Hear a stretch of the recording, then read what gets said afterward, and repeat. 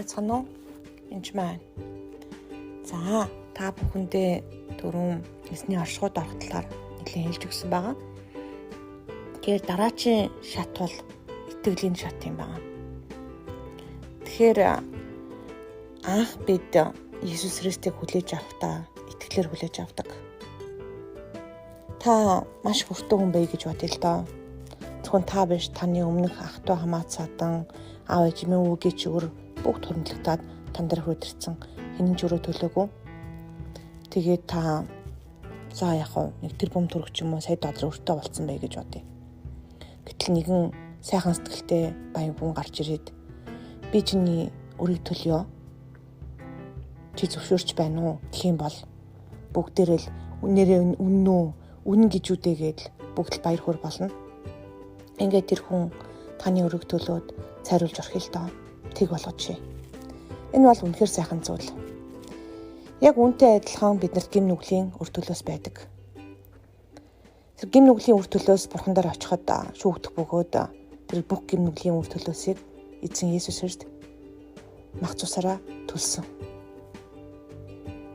Тэгээ үүнийг хүлээж авахад ягаад ч хүлээж авах дуртай хүн байдгүй. Хин нэгэн чиний гим нүглийг бүгдийг үржигсэн та гим нүглийн ачаагаа хайчгаа дахиж гим нүглийн дээр дарамт чинь байхгүй болсон гэж хэлэхэд зөвшөөрөхгүй байгаа нь бараг л тэр нөгөө сая долларын өрөө чинь цуцлыг хэд зөвшөөрөхгүй байгаа хүнтэй адилхан гэсэн үг. Хамралтаа нь бид нэр сүнсний маш хүлээстэй учраас тэр бүгдийг хүлээж авахд хэцүү байдаг. Энэ бүгдийг Иесус Христийг хүлээж авахд яг үндэ бид нэр итгэлээрээ хүлээж авдаг ба. Тэгэхээр бид нэр Библийн ишлүүдийг ойлгохдоо жишээл Бурхны хаанчлал таны дотор байна гэж хэлэхэд бол яг толгоогоороо ч юм уу тархаараа ухаан ойлгоно гэдэг ямар ч боломжгүй зүйл. Ягаад вэ гэвэл тэр үр төлөөс ч юм уу мөнгө төрөх цаасан дээр байгаа бөгөөд таныг давчдуулж юм бодож тэр бүх асуудал нь барьж байгааг хагдаж байгаа зүйл. Харин хагдахгүй байгаа нүгэл болон нүглийн үр төлөөсийг та үнэхээр харж чадахгүй учраас хэлж мэдэхгүй. Тийм учраас түүнийг хүлээж авахд ганц итгэлээрээ л хүлээж авах боломжтой. Түүнтэй адилхан авралыг ч итгэлээр хүлээж авдаг бол бусад ойлголтуудыг, Библийн ойлголтуудыг итгэлээр хүлээж авахаас арга байхгүй. Жишээлбэл та Иесус Христтэй хамт Бурхны баруун талд сууж байгаа. Би яаж дэлхий дээр байгаа мөртлөө Бурхны баруун талд сууж чадах вэ? Яаж би дэлхий дээр ч айлын усад байгаа мөртлөө Бурхны хаанчлалд алхаж чадах вэ? Энэ бүх зүйлийг ойлгох гэж, толгоогоор ойлгох гэж оролдох юм бол та төөрч бодолж орхино. Итгэл гэдэг бол үнэхээр харагдахгүй байгаа зүйлийг зүгээр огт харагдахгүй хов хоосон зүйлд итгэнэ гэсэн үг юусоо биш. Яг үндэ сүнслэг ертөнцид маш тодорхой харагдаж байгаа зүйл. Харамсалтай нь хүмүүс сүнсэндээ харж чадахгүй учраас тэрийг байхгүй гэж боддог. Харсан ч гэсэн зарим нь тоохгүй байдаг. Үл ошоодог. Тэр Библийг уншихдаа та толгоогоороо ойлгох гэж оролдох юм бол ерөнхийдөө унж байгаа л хэрэг. Харин итгэлээрээ хүлээж авах ёстой.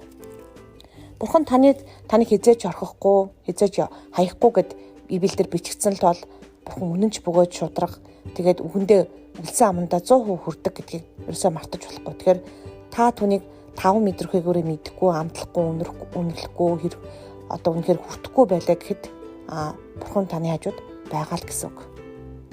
Яг үндэ бурхныг таны хажууд байгаа үед нэг их хайх, бүр эргэн хайн хаасаагүй тогших шаардлагатай биш. Яг үндэ таны хажууд байдаг.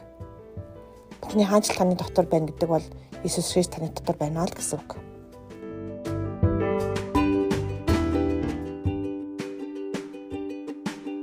Тэгэхээр дараачийн алхам бол залбирах үедээ итгэлээр эзэн дээр ирэх. Юу ч гоохгүй, юу ч шунахгүй ч юм уу, юу ч асуухгүйгээр зүгээр л Иесус Христ дээр ирж очих явдал маш чухал байгаа. Тэгээд зүгээр зүртгэлээ даруусган түүний хажууд очих үед яг л бурхан үнэхээр шагнадаг бас бэлэг өгдөг байгаа.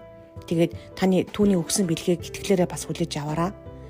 Тэгэхээр би таанд янз бүрийн сүнсний, ариун сүнсний бэлэг авьяасуудын талаар зөндөө олон подкастууд хийсэн баа. Тэгээд цагаан сараар айлд очие гэж бодъё л доо. Яг үндэ тэнд та хүндэтгэж, золох гэж очдог. Тэрнээс бэлэг авах гэж очдгоо.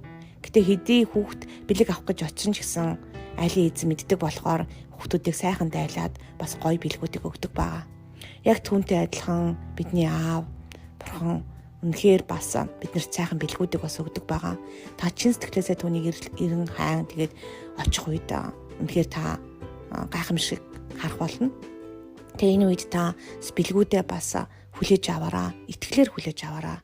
Танд өгсөн бэлгүүдийг тэгээд бас бэлгүүдээ бас битгий голоороо нэг удаа чамд бурхан мэрэгүү ухаан өгсөн байж тээ гэсэн чинь энэ мэрэгүү ухаанаар чинь би яад юм бэ? Надад тань шиг эдгээдэг бэлэг хэрэгтэй ингэж хэлжсэн.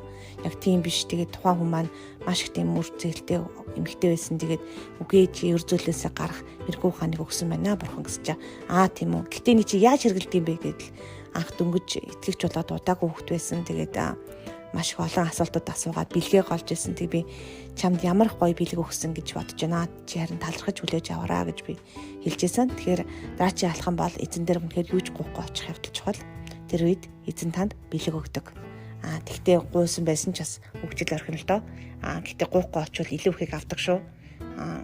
Тэгээд энийг яаж мэдэж байгааг бол би туршлагаасаа мэдэж байна.